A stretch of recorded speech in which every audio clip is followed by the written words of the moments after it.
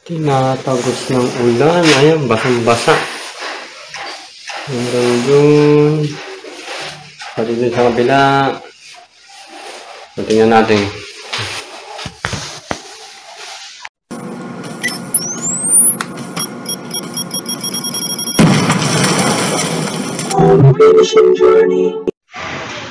Yun, itong reason kung bakit tumatagos din sa ilalim.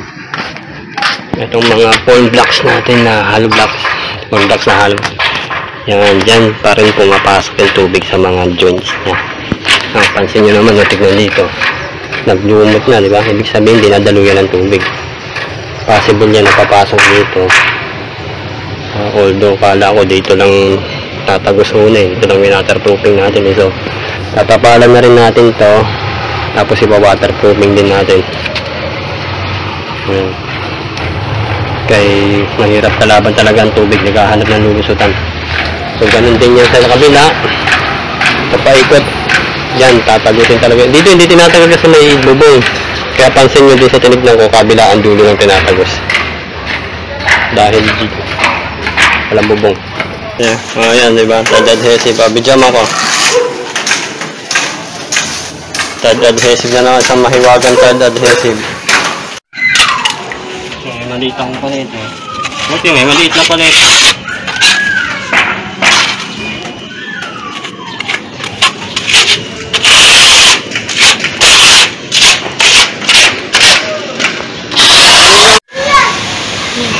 So yun, pinahira na lang namin ng waterproofing, tapos yung mga siwang-siwang pinahira namin ng tad adhesive. Kasi malamang sa malamang din sa mga siwang-siwang nga tumulusot. Isa rin sa dahilan no. May siwang kasi itong pawn blocks natin. O yan, nakaisang mano na kami. Ito hinabol namin kay hindi pantay eh.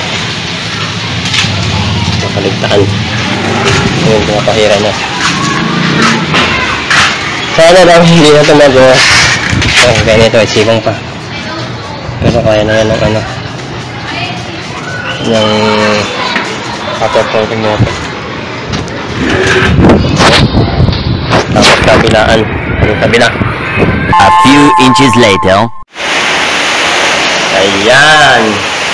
Ang lakas ng ulan. Diba? Diyan natin malalaman yung tatagos na ba ito. Kanina pa yan. Ano pa sa iba ng ilan ng ganyan. So, effective yung ginawa natin pag waterproofing dun sa taas. Sa mga sokalo.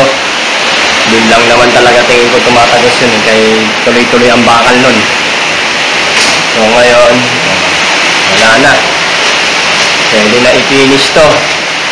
Pero bago ang lahat, plasteran natin yung waterproofing natin. Kaya madaling mabubukbuk ng araw yung kapag wala siyang covering na konkreta. So kahit manipis na plastering lang dun sa waterproofing natin na sokalo, no? Ayan, wala na. Happy. Mahirap din kasi kalaban ng tubig. Naghahanap ng lulusutan. So ngayon wala na. Pwede na kayo mag-finish dito. Tomorrow. So yun. Magdamag nag-uulan at check natin ulit itong inayos natin water leaking sa rooftop. So wala naman yung tatagos. Ayan yung dating marka niya nung nababasa pa eh. Pero wala. Mukha lang siyang basa pero ayan yung dating marka ng basa. Wala na siyang basa ngayon. Many months later. Yun, so yan dahil hindi na ito matagas. Plasteringan natin yung pinaka waterproofing natin para hindi siya nakabilad sa araw at mas tumagal pa siya. Pinatest naman na natin na wala nang leak. Okay na yun ang plasteringan. And yung pa-plaster pala namin, tad adhesive na rin para mas makapit kahit manipis lang, kapit na. Hindi ko naman kailangan na masyadong mga pala plastering. Ayun.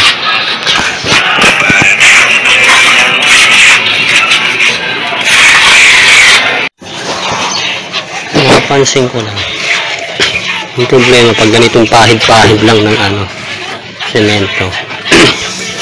Itong pinakakanto sa ibabaw hindi siya napapahiran. So babalikan mo pa siya para pahiran uli ng mano-mano para na malagyan yan. So kami pinapahiran kung naman palitan ulit. So isa lang kasi kamay ko. So pahiran uli natin ganyan. Hirap gumalap, hindi isa lang. Ngayon yung kilikili, yung kanto babalikan natin para lagyan ng pahiran ng semento.